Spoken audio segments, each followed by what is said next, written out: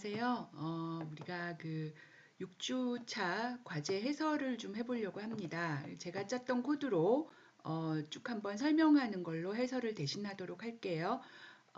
그래서 제가 이제 파이참 프로젝트로 파이썬 파일을 갖고 들어왔습니다. 그래서 여기에 지금 프로젝트에 파이썬 파일이 들어와 있죠. 워드 index.py고 여기다가 이제 우리가 그 입력 파일까지 갖고 들어오고 싶습니다. 그러면 어떻게 하면 되냐면 입력 파일을 컨트롤 C 하신 다음에 여기 와서 페이스트 하면은 카피하겠냐고 물어봅니다. 그래서 오케이 하면은 여기로 들어오는 거죠. 그래서 이 디렉토리 안에 텍스트 파일과 파이썬 파일이 같이 있게끔 이렇게 해주시면 되고요. 요거는 아웃풋 파일이 되는 거죠.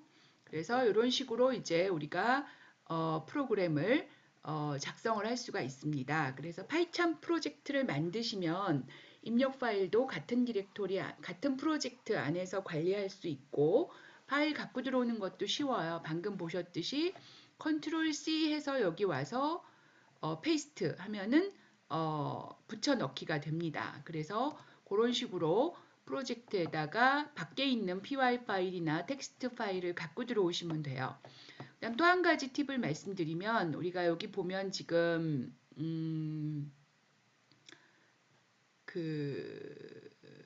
제가 그 화면 테마를 바꿨거든요. 그래서 파일의 세팅스에 보시면은 appearance 해가지고 여기에 theme이라고 있습니다. 그래서 테마를 원래 기본적으로 이제 까만 바탕에 나오는 식으로 보고 싶으면 인텔리제이 아닌가? 뭐 하여튼 그렇게 하면 되고요.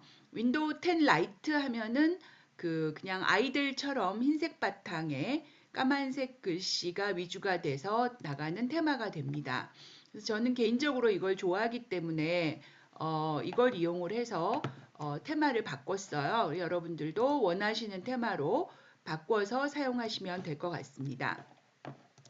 네, 그러면 내용을 좀 보면은요. 우리가 일단 list to dict를 함수를 갖고 들어왔죠. 요거는 우리가 계속 지금 애용하고 있는 그런 함수입니다.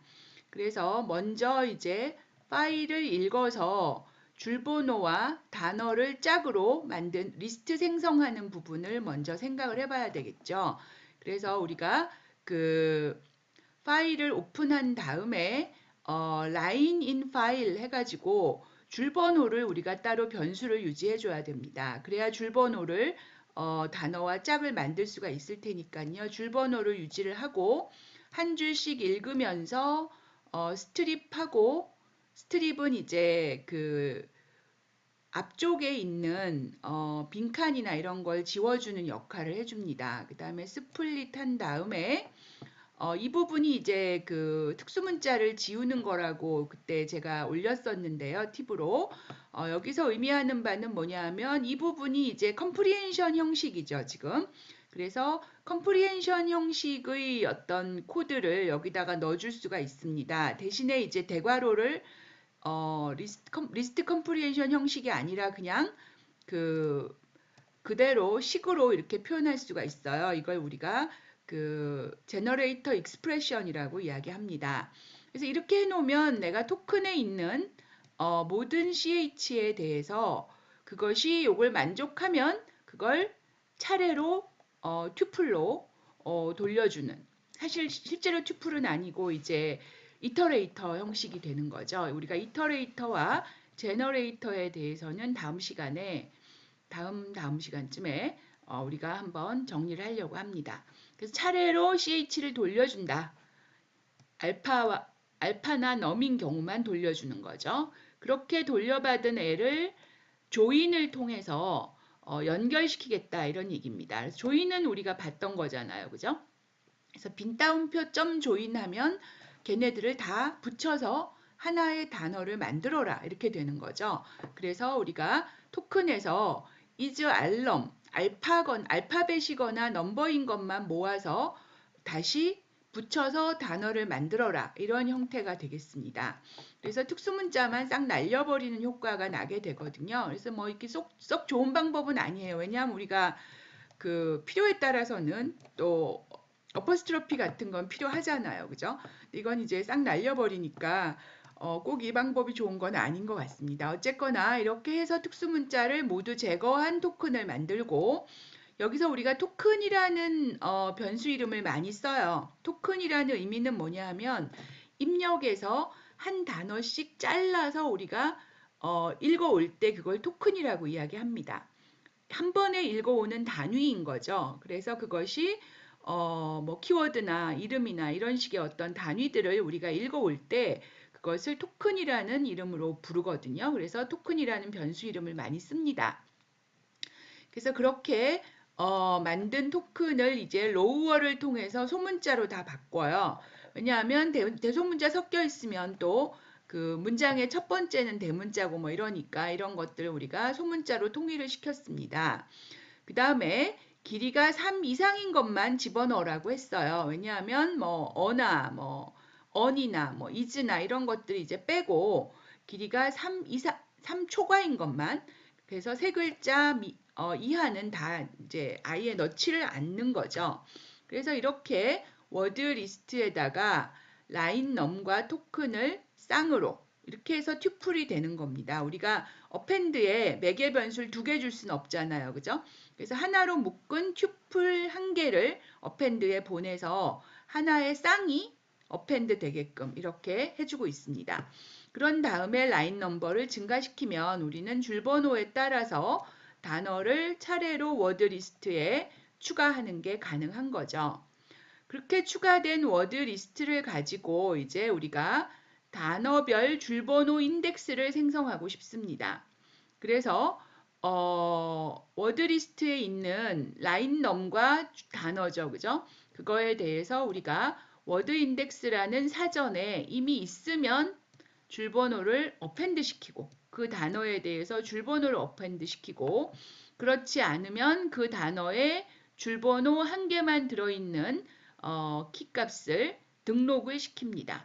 그래서 이것도 우리가 계속 그동안 많이 봤던 패턴인 거죠. 사전에서는 이런 형식을 굉장히 많이 사용하게 됩니다. 있으면 추가하고 없으면 등록하고 또는 있으면 더하고 없으면 등록하고 뭐 이런 형태가 굉장히 많이 쓰인다는 거죠. 그래서 우리가 사전에서 많이 쓰는 그런 패턴이라고 보시면 되겠습니다. 그 다음에 이제 단어를 우리가 따로 모아야 되는데 그 단어를 모으기 위해서 단어를 모아서 우리가 빈도사전을 만들려고 합니다. 그러면 여기서 만든 빈도사전이니까 우리가 그 맵을 통해서 여기서 어떻게 했냐면 워드 리스트에 있는 줄번호와 토큰이잖아요. 그죠? 그러니까 두 번째 거, 즉 1번에 해당하는 애가 토큰, 즉 단어입니다. 그래서 그 단어만 워드 리스트에 있는 그 쌍에 대해서 단어만 빼서 차례로 넘겨주는 게 맵이에요.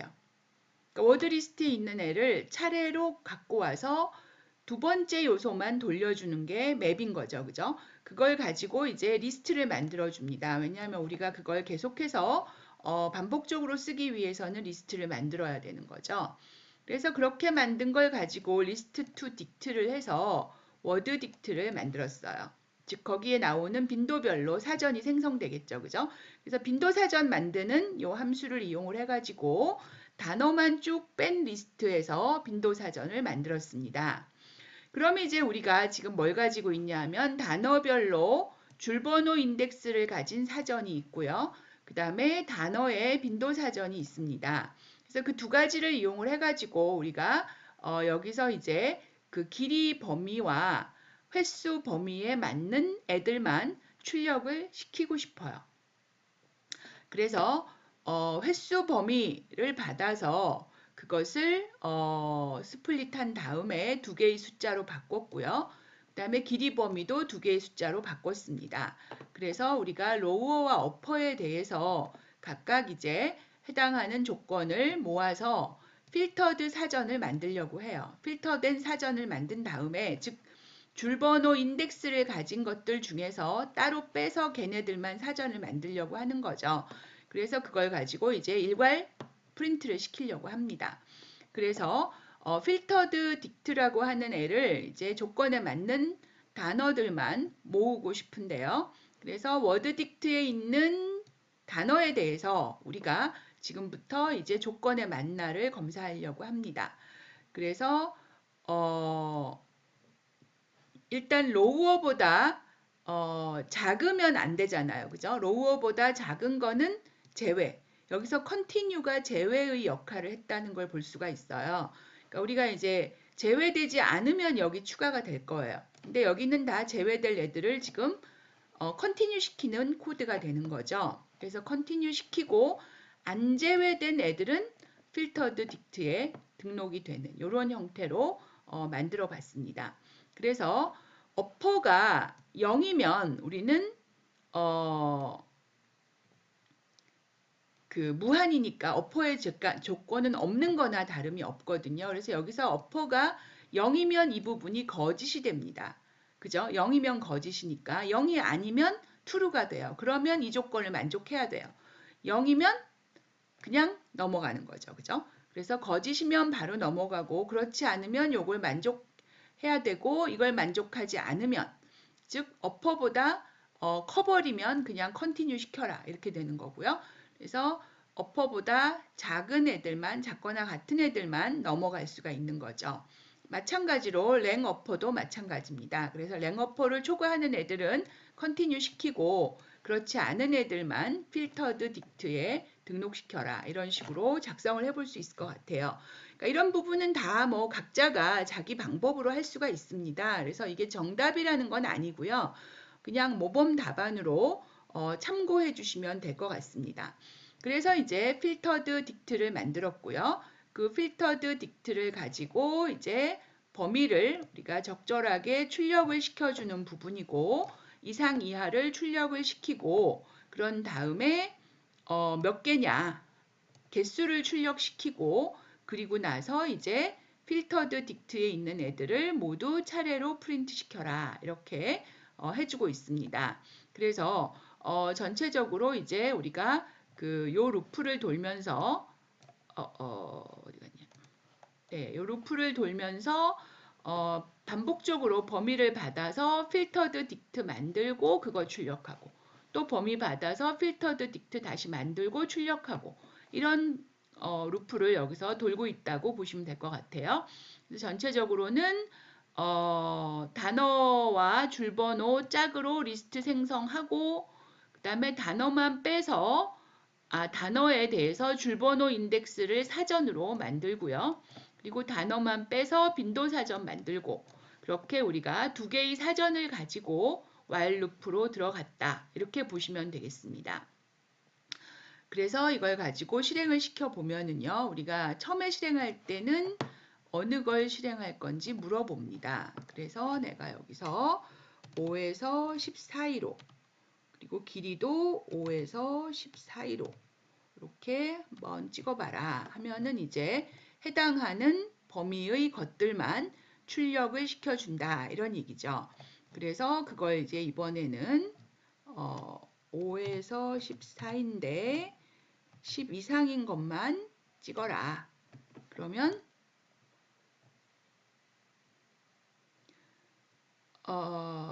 10 이상, 10 이상이면 0을 써줘야 되는데 안 썼네요, 제가. 그죠? 그래서 10하고 0 써주면 길이가 10 이상인 애들만 출력을 시켜주는 이런 효과를 얻을 수가 있습니다. 그래서 전체적으로 이제 그 프로그램의 구성을 어떤 식으로 하느냐라고 하는 거 한번 참고해 보시면 좋겠고요. 그리고 그 사전을 이용하는 방법을 유의해서 봐주시면 좋겠습니다. 네, 그러면 여기까지 해서 6주차 과제에 대한 6주차 사전, 단어 인덱싱 사전에 대한 해설을 마치겠습니다.